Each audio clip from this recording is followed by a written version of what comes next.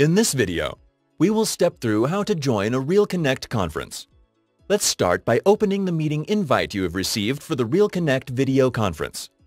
In order to join the meeting with Skype for Business, simply click on the Join Skype Meeting link in the email invite.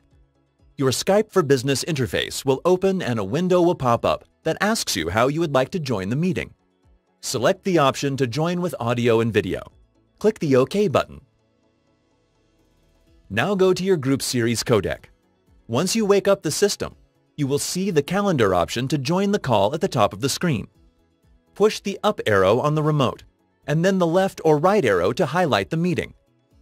Push the center select button to join the conference. Also, 10 minutes before the meeting, a reminder will display on the screen. You can join the conference or ignore the reminder. Next, open your RealPresence desktop application. Navigate back to your conference meeting invite in your email client. Below the Join Skype Meeting link, the conference ID is listed.